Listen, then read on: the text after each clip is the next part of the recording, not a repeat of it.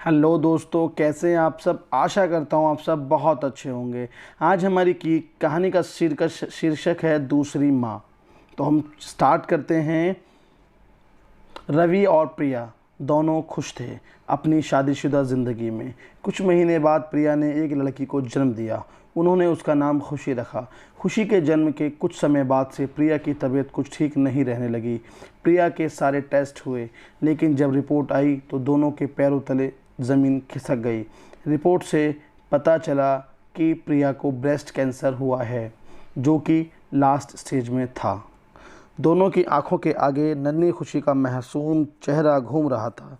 सब ठीक हो जाएगा प्रिया, मैं अच्छे से अच्छे अस्पताल में तुम्हारा इलाज कराऊंगा, तुम्हें कुछ नहीं होगा, रवि ने अपने आंसुओं को छुपाते हुए कहा।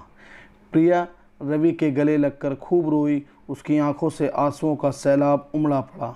रवि, अगर मुझे कुछ हो गया तो आप खुशी का ख्याल रखोगे ना? आप खुशी की खातिर दूसरी शादी कर लेना।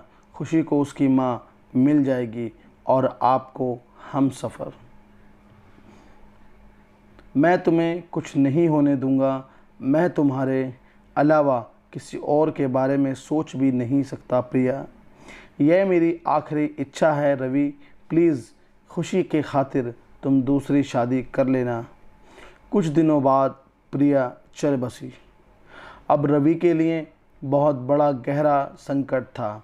वह शादी तो नहीं करना चाहता था, पर प्रिया की आखिरी इच्छा होने के कारण और खुशी की देखभाल के खातिर रवि ने दूसरी शादी कर ली।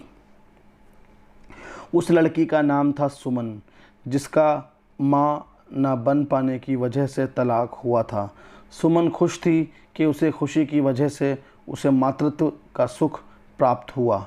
सुमन खुशी की बहुत अच्छे से देखभाल भी करने लगी। खुशी भी सुमन के साथ खूब घुल मिल गई। एक दिन रवि ने खुशी को अकेले में बैठे देखा और पूछा, बेटा, अपनी नई मम्मी के साथ खुश प्यार हो ना? वहाँ से चली गई। खुशी वहाँ से चली गई। अब रवि को चिंता होने लगी।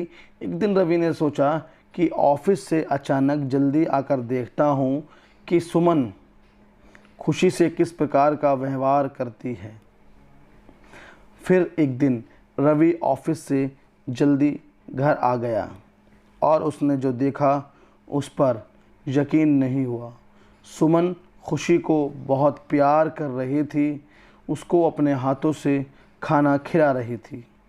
रवि को कुछ समझ नहीं आया कि यदि सुमन खुशी को इतने प्यार से रखती है तो उस दिन रवि के पूछने पर खुशी रोने क्यों लगी थी।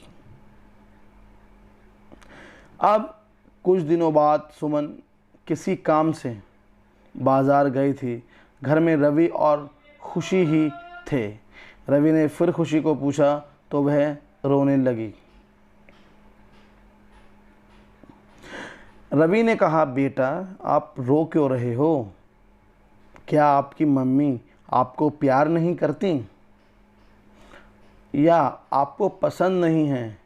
क्या आपकी मम्मी आपका ख्याल नहीं रखती? पापा, मम्मी तो मुझे बहुत प्यार करती हैं, वो मुझे बहुत अच्छे से रखती हैं। मैं तो इसलिए रो रही हूँ क्योंकि मुझे डर लगता है कि मेरी मम्मी की तरह नई मम्मी भी मुझे छोड़कर ना चली जाएं। मैं दोबारा से मम्मी को खोना नहीं चाहती हूँ पापा। मैं उनसे बहुत बहुत प्यार करती हूँ। मैं जिसको भी प्यार करती हूँ वो मुझे छोड़कर चला जाता है।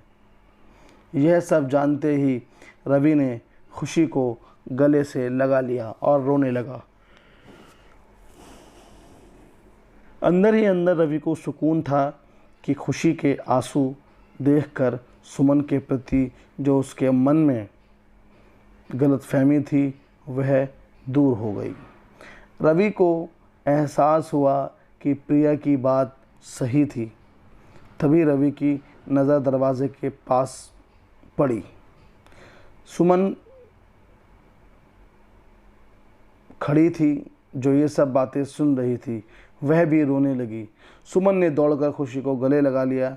मैं आपको छोड़ के कहीं नहीं जाऊंगी बेटा, तुम्हारी मम्मी हमेशा तुम्हारे साथ रहेंगी। सुमन ने खुशी को प्यार करते हुए कहा, बढ़ाते हुए कहा, पिंकी प्रॉमिस। सुमन और खुशी दोनों हंसने लगे। रवि ने सुमन और खुशी दोनों को गले लगा लिया। सुमन भी आज बहुत खुश है क्योंकि रवि और उसके रिश्ते की नई शुरुआत हो चुकी थी, जिसका श्रेय सुमन ने खुशी को दिया, जिसको वो बहुत ज़्यादा प्यार करती थी।